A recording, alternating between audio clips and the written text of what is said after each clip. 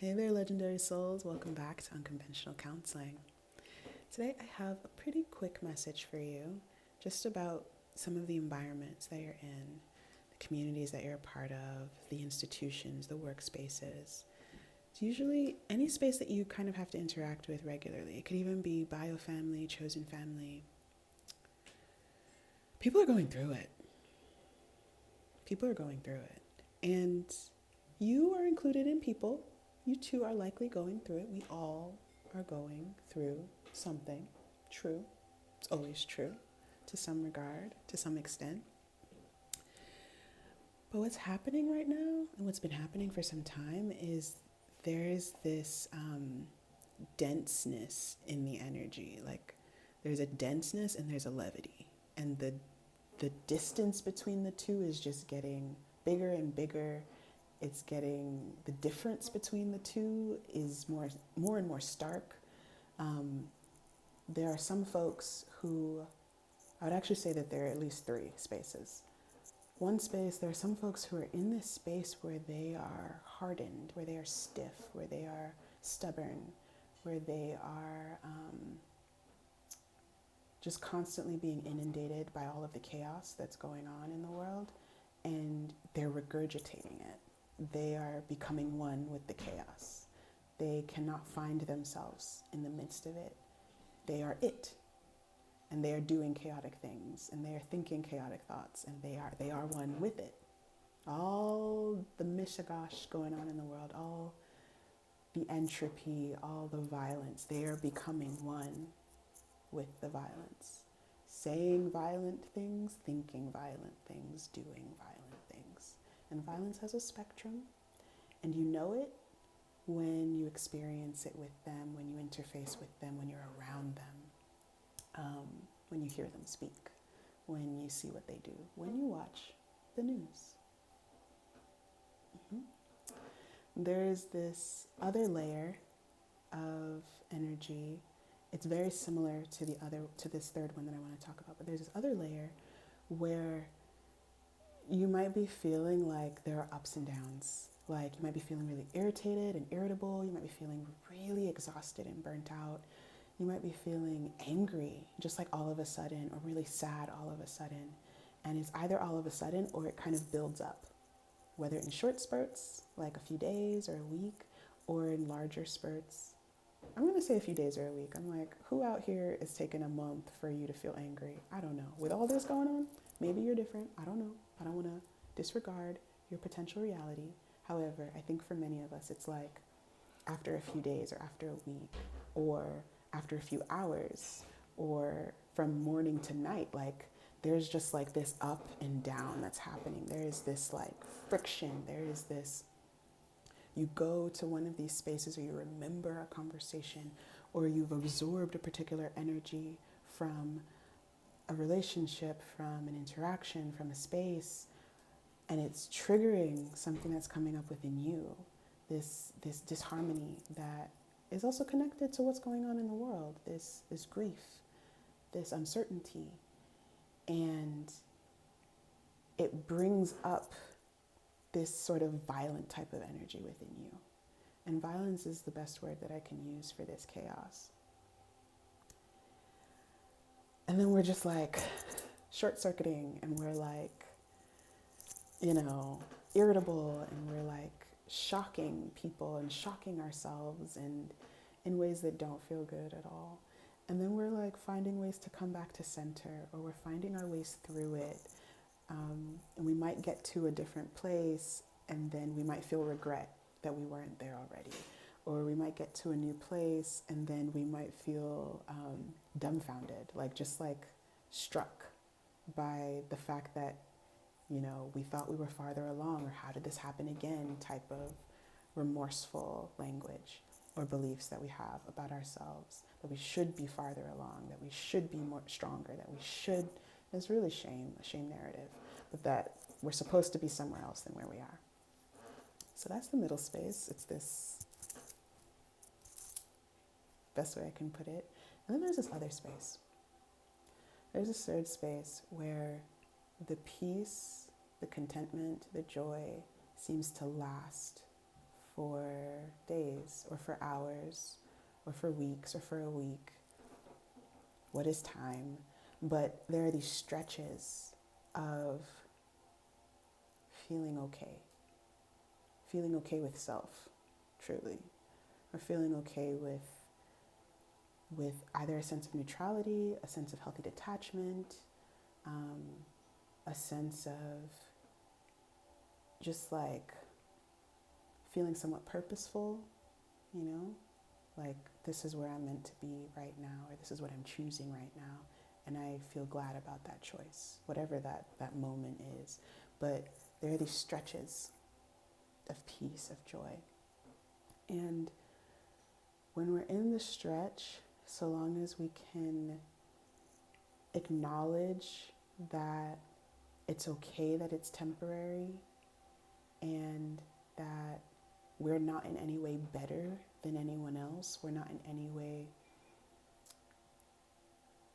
I don't know, stronger than, who we were 2 months ago. Like that there isn't a comparative aspect to the peace, to the joy, to the contentment. It just is. It just gets to be.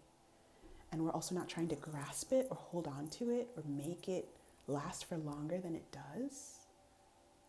Then it tends to last longer and longer, which I think is so cool. But also, it's more of that way that the universe is just like, it seems counterintuitive.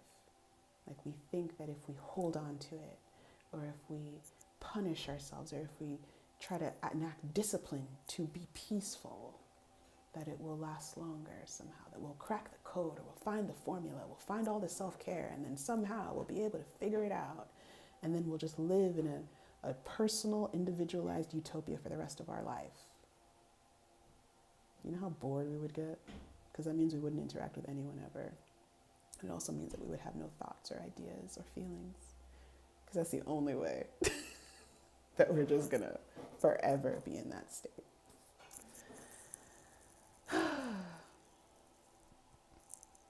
So, why is this happening? I asked our guides, I asked my guides, asked the universe. And I really sat with it because I've been experiencing all three. I've been experiencing the spaces of peace and feeling them last and being like, whoa, this is incredible. And then seeing myself start to grasp at it and be like, this is who I am now. Why is it slipping away from me? And then getting into this space where I feel like it's up and down and I'm judging myself. And then getting into this space where for whatever amount of time, all of it feels too long, I'm feeling violent in my own inner world towards myself. I feel like my perspective of the world is violence is just everywhere. And this is just where we live now. And this is just what it is.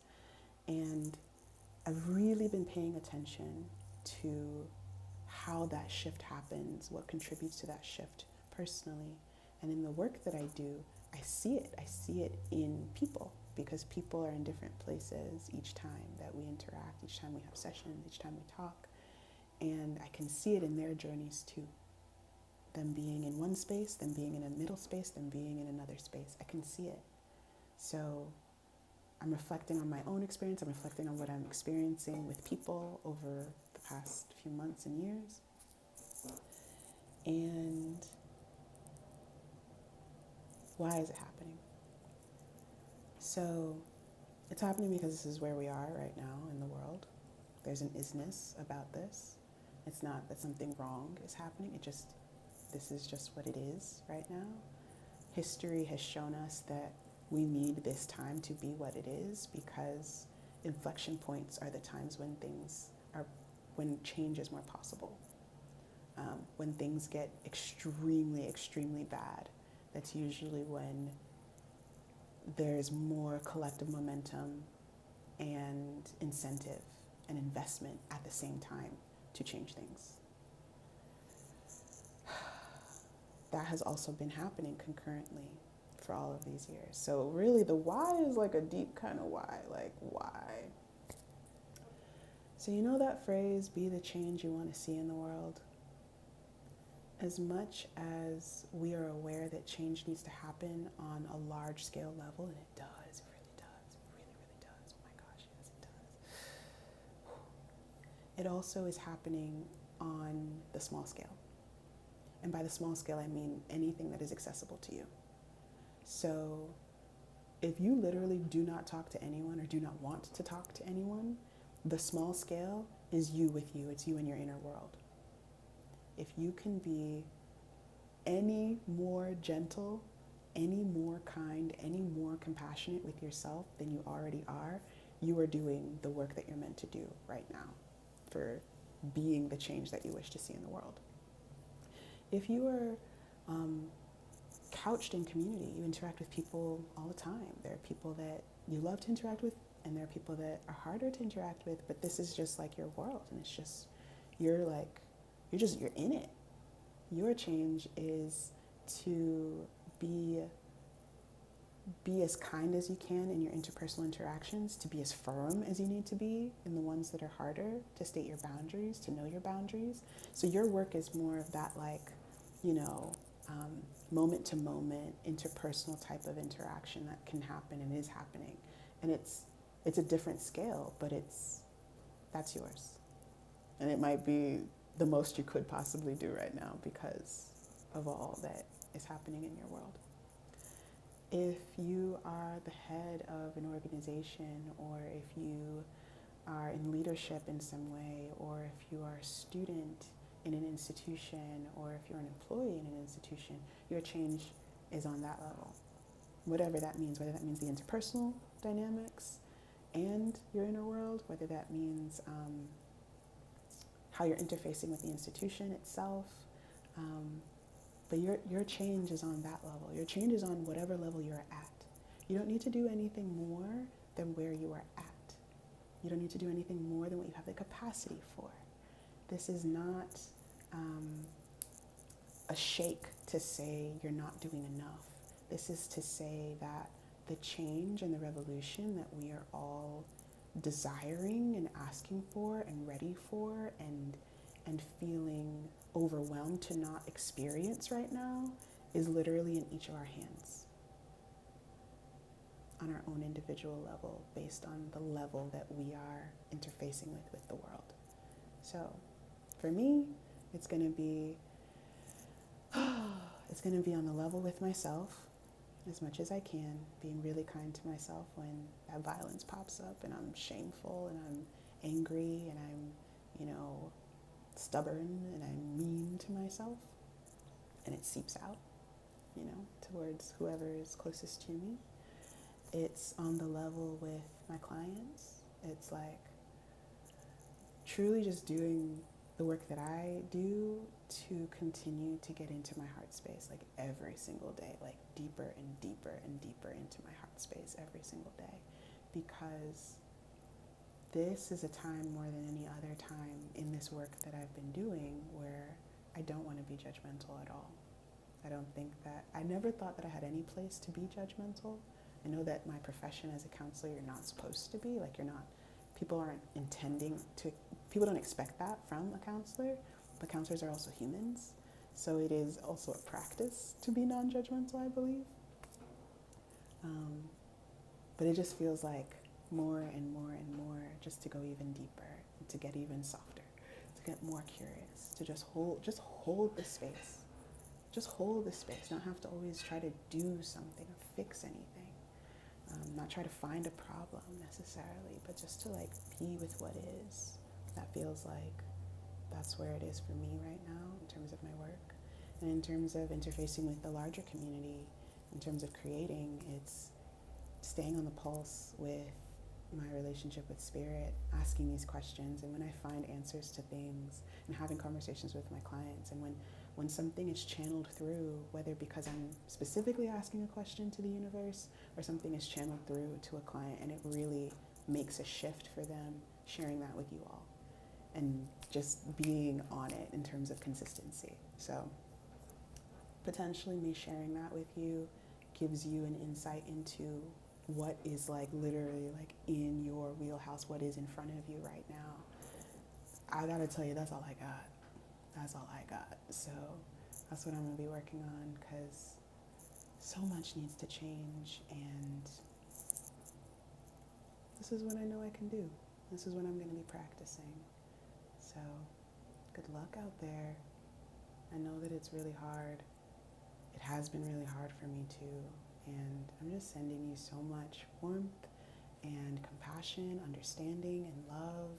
And I'm sending you the energy of acceptance too, because we really all are doing as best as we can. And it's really easy to get angry with ourselves or with others for not doing better than they are right now. And also, I'm like, if that's where you are, that's where you are, because there's so much to be angry about too. There's so much to grieve. And I don't think that any place that we're in is bad to be in. It's just where we are at that time. And I see you, and I'm holding space for you. And I hope that there are people in your world holding space for you too, because we all need it, you know? All right, I'm gonna pause it here. This was as quick as I could do, and I'll catch you in the future. Bye. Take really good care of you.